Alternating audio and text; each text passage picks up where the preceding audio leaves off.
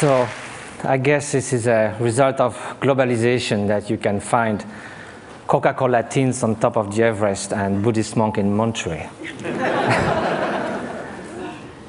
And so I just came 2 days ago from the Himalayas to your kind invitation, so I would like to invite you also for a while to the Himalayas themselves. And to show the place where meditators like me, who began with being a molecular biologist in Pasteur Institute and found their way to the mountains. So these are a few images I was lucky to take and be there. This is the Mount Kailash in eastern Tibet, wonderful setting. This is from Marlborough country.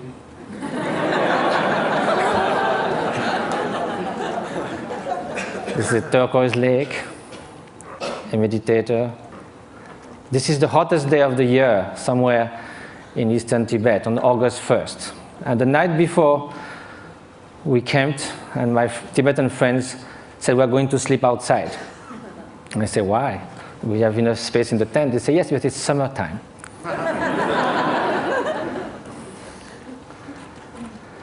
So now we are going to speak of happiness. As a Frenchman, I must say that there are a lot of French intellectuals that seems happiness is not at all interesting. I just wrote an essay on happiness, and there was a controversy, and someone wrote an article saying, don't impose on us the dirty work of happiness. We don't care about being happy. We need to live with passion. We like the ups and downs of life. We like our suffering because it's so good when it ceases for a while. This is what I see from the balcony of my hermitage in the Himalayas. It's about 2 meters by 3, and you are all welcome anytime. Now let's come to happiness, or well-being. And first of all, despite what the French intellectuals say, it seems that no one wakes up in the morning thinking, may I suffer the whole day. Which means that somehow, consciously or not, directly or indirectly, in the short and the long term, whatever we do, whatever we hope, whatever we dream, somehow is related to a deep, profound desire for well-being or happiness. As Pascal said, even the one who hangs himself somehow is looking for a cessation for suffering. He finds no other way.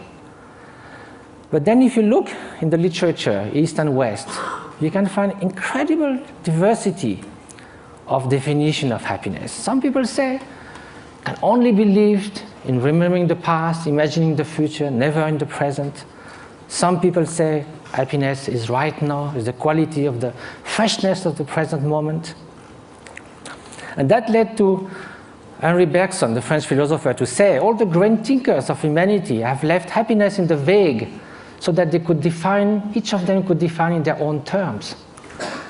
Well, that will be fine if it was just a secondary preoccupation in life.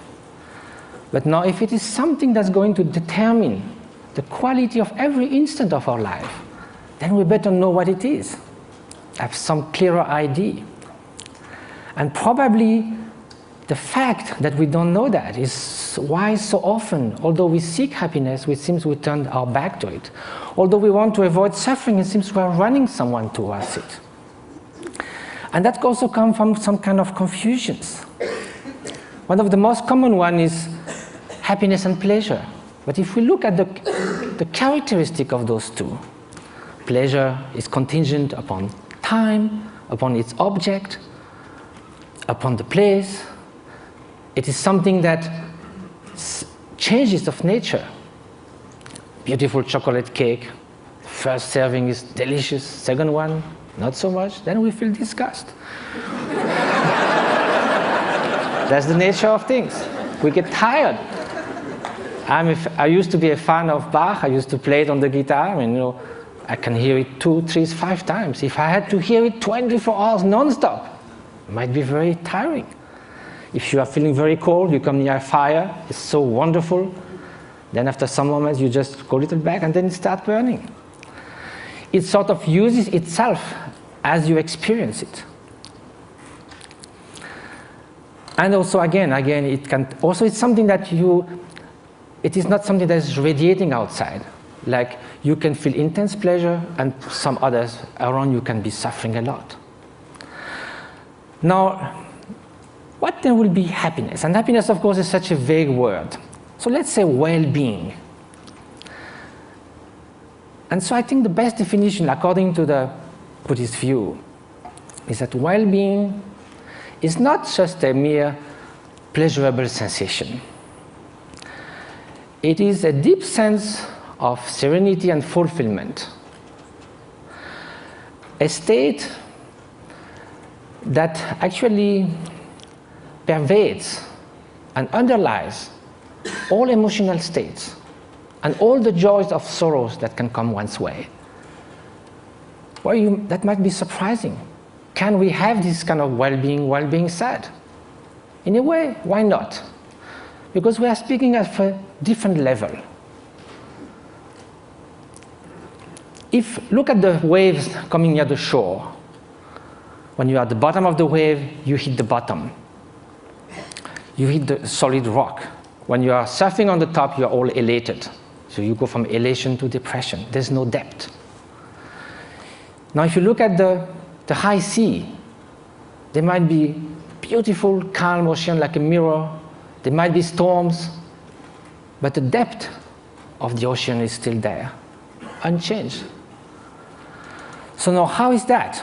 It can only be a state of being, not just a fleeting emotion, sensation, even joy that can be the spring of happiness. But there's also wicked joy. You can rejoice in someone's suffering. So now, how do we proceed in our quest for happiness? Very often, we look outside. We think that if we could gather this and that, all the conditions, something like we say, everything to be happy. To have everything to be happy, that very sentence already bears the doom of destruction of happiness. To have everything. If we miss something, it collapses. And also when things go wrong, we're trying to fix things outside so much. But our control on the outer world is limited, temporary, and often illusory. So now look at the inner conditions. Aren't it stronger? Isn't it the mind that translates the outer condition into happiness and suffering? And isn't that stronger? We know by experience that we can be in what we call a little paradise and yet be completely unhappy within. The Dalai Lama was once in Portugal and there was a lot of construction going on everywhere. So one evening he said, look, you are doing all these things, but isn't it nice also to build something within? And he said, unless that, even you get a high-tech flat on the 100th floor of a super modern and comfortable building, if you are deeply unhappy within, all you are going to look for is a window from which to jump. So now, at the opposite, we know a lot of people who in very difficult circumstances manage to keep serenity, inner strength, inner freedom, confidence. So now if the inner conditions are stronger, of course the outer conditions do influence. And it's wonderful to live longer, healthier, to have access to information, education, to be able to travel, to have freedom. It's highly desirable. However, this is not enough. Those are just auxiliary help, conditions. The experience that translates everything is within the mind. So then when we ask oneself how to nurture the conditions for happiness, the inner conditions, and which are those which will undermine happiness. So then this needs to have some experience. We have to know from ourselves there are certain states of mind that are conducing to this flourishing, to this well-being, what the Greek call eudaimonia, flourishing. And there are some which are adverse to this well-being. And so if we look from our own experience, anger, hatred, jealousy, arrogance, obsessive desire, strong grasping, they don't leave us in such a good state after we have experienced it. and also they are detrimental to others' happiness. So we may consider that the more those are invading our mind, and like a chain reaction, the more we'll feel miserable, we'll feel tormented.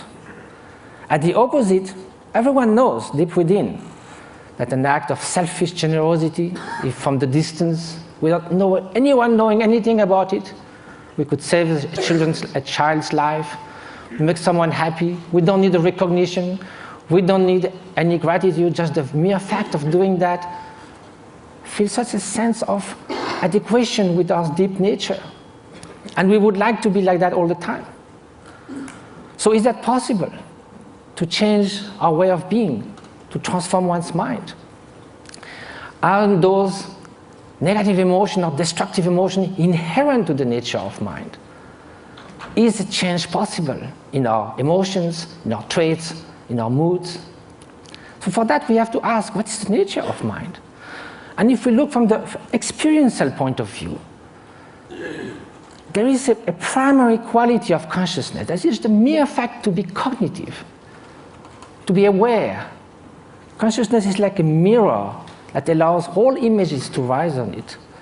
You can have ugly faces, beautiful faces in the mirror. The mirror allows that, but the mirror is not tainted, is not modified, is not altered by those images. Likewise, behind every single thought, there is the bare consciousness, pure awareness. This is the nature. It cannot be tainted intrinsically with hatred or jealousy, because then, if it was always there, like a dye that would permeate the whole cloth, then it would be found all the time somewhere. We know we're not always angry, always jealous, or always generous. So because the basic fabric of consciousness is this pure cognitive quality that differentiates it from a stone, there is a possibility for change because all emotions are fleeting. That is the ground for mind training. Mind training is based on the idea that two opposite mental factors cannot happen at the same time.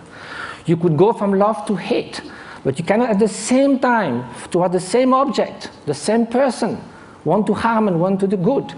You cannot in the same gesture shake hand and give a blow. So there are natural antidotes to emotions that are destructive to our inner well-being. So that's a way to proceed. Rejoicing compared to jealousy, a kind of sense of inner freedom as opposite to intense grasping and obsession, benevolence, loving kindness against hatred. But of course, each emotion then would need a particular antidote. Another way is to try to find a general antidote to all emotions. And that's by looking at their very nature. Usually, when we feel annoyed, hatred, or upset with someone, or obsessed with something, the mind goes again and again to that object. Each time it goes to the object, it reinforces that obsession or that annoyance. So then it's a self-perpetuating process. So what we need to look now is, instead of looking outward, we look inward. Look at anger itself. It looks very menacing, like a billowing monsoon cloud, thunderstorm. But we think we could sit on the cloud, but if we go there, it's just mist. Likewise, if you look at the thought of anger, it will vanish like frost under the morning sun. If you do this again and again, the propensity, the tendencies for anger to arise again will be less and less each time you dissolved it.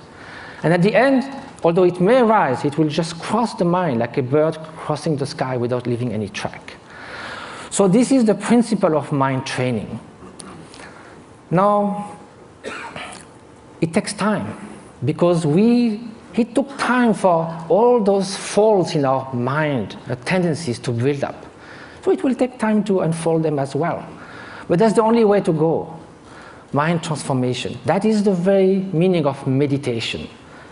It means familiarization with a new way of being, new way of perceiving things, which is more in adequation with reality, with interdependence, with the stream and continuous transformation which our being and our consciousness is. So the interface with cognitive science, since we need to come to that, and what was the subject of we have to deal in such a short time, with brain plasticity. Brain was thought to be more or less fixed. All the neuronal connection in numbers and quantities were thought till the last 20 years, thought to be more or less fixed when we reach the adult age. Now recently it has been found that it can change a lot. A violinist, as we heard, we have done 10,000 hours of violin practice. Some area that controls the movements of fingers in the brain change a lot. Increase and reinforcement of the synaptic connections. So can we do that with human qualities, with loving kindness, with patience, with openness? So that's what those great meditators have been doing. Some of them who came to the labs, like in Madison, Wisconsin, or in Berkeley, did 20 to 40,000 hours of meditation. They do like 3 years retreat where they do meditate 12 hours a day, and then the rest of their life they would do that 3-4 hours a day. They are real Olympic champions of mind training. This is the place where they meditate. You can see it's kind of inspiring. Now, here with 256 electrodes.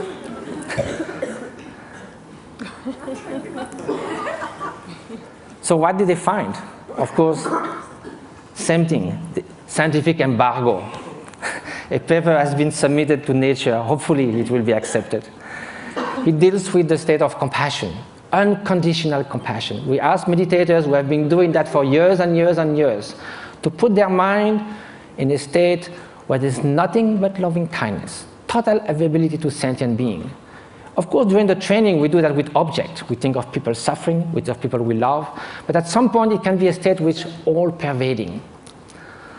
Here's the preliminary result, which I can show because it's already been shown.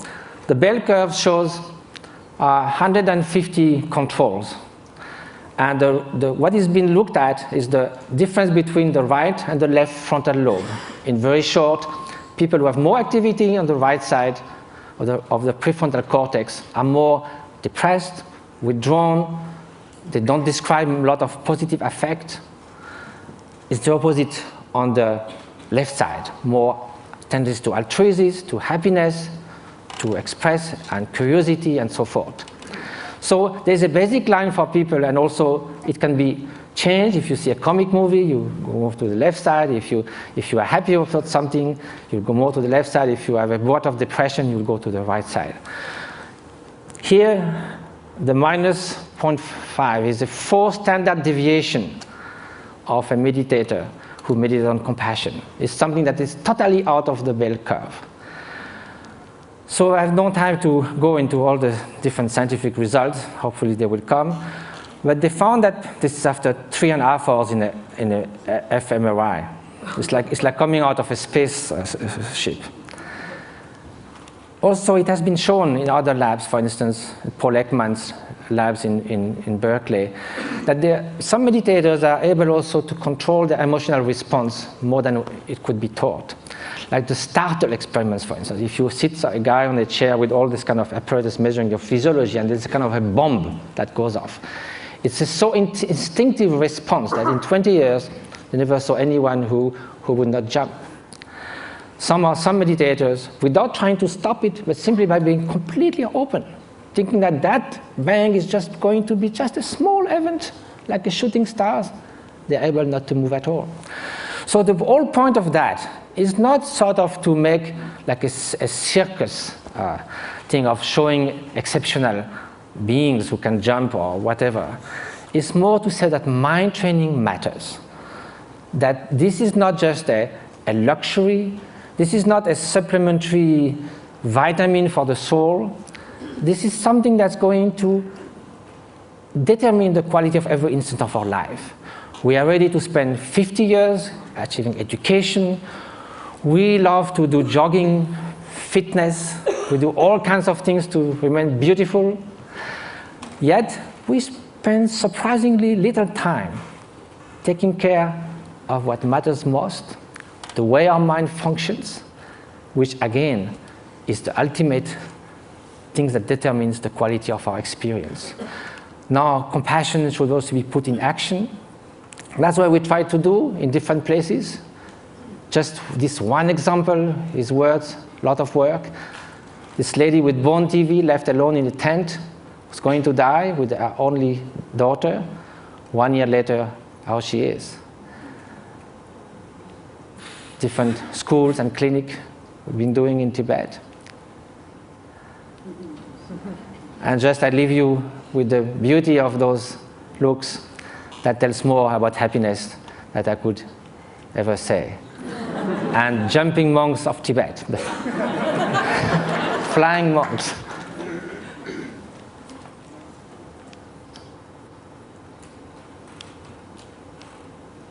Thank you very much.